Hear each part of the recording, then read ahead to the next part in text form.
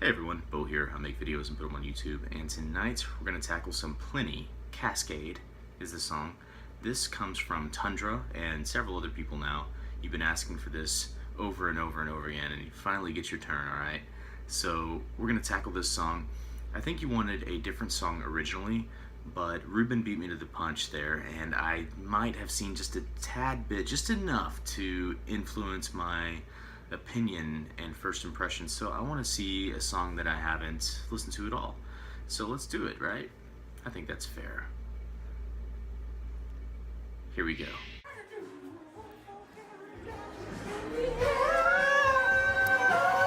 Ooh, Troyski!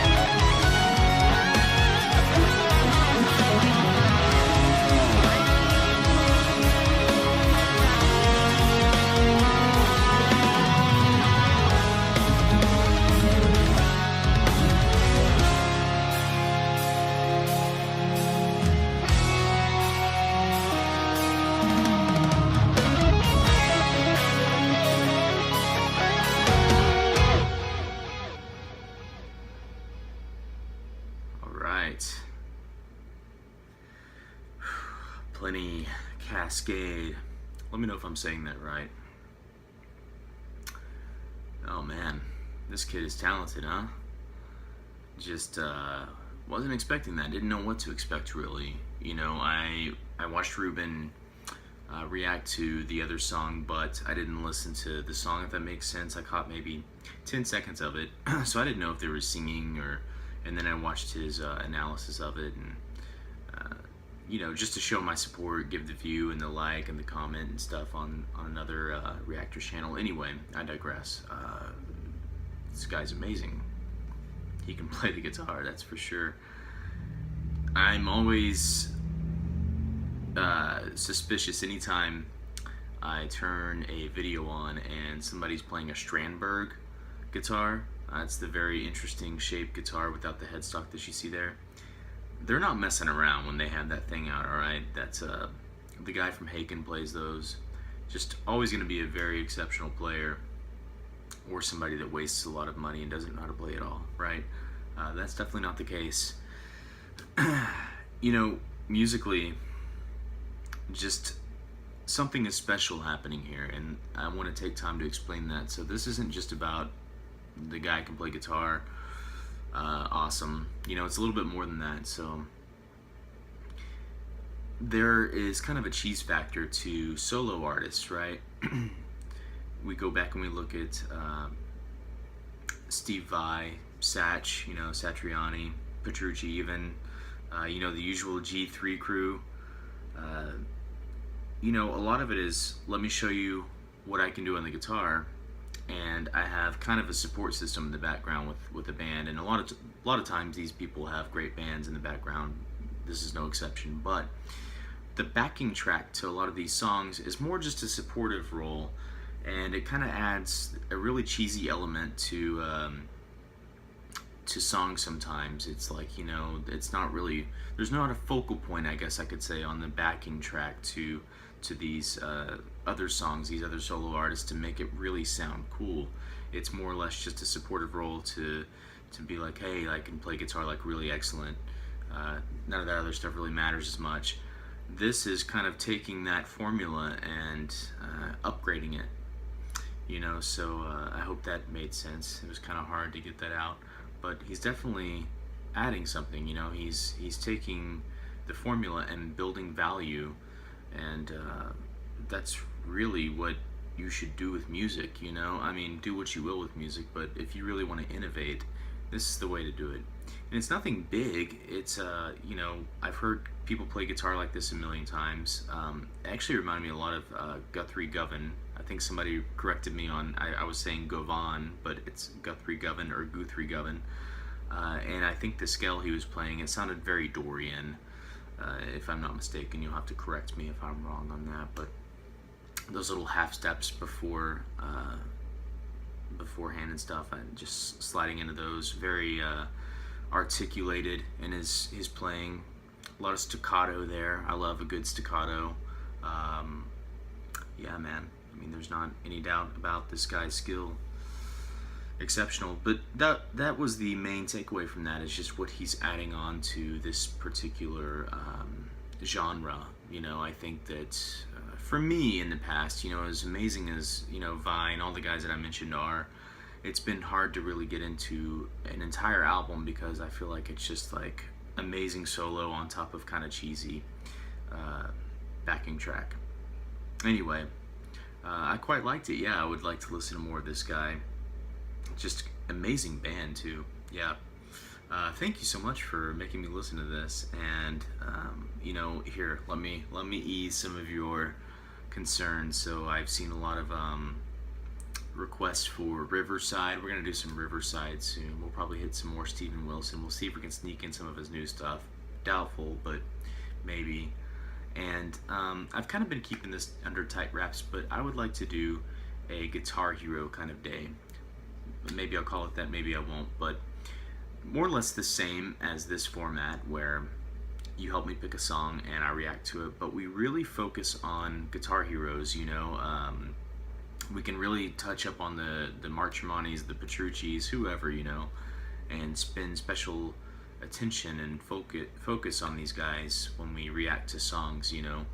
and we'll still talk about the band elements, but really, you know, it'll give us an opportunity to really, like, if there's a solo that you like, you know, Lines in the Sand, Dream Theater Petrucci, whatever, we can really dig into those and, you know, maybe have a Guitar Hero Friday or Monday, you know, someday, I don't know. So let me know what you think about that.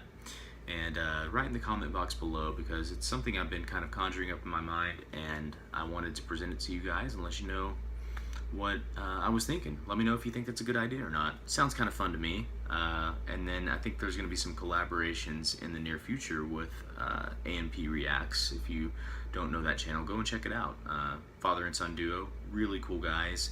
And we're going to maybe do like a monthly podcast, maybe bi-weekly. We'll kind of see how it goes. So a couple things we have brewing up in the channel, guys. Subscribe if you like what I do, and comment, like, all that good shit. We'll talk to you later.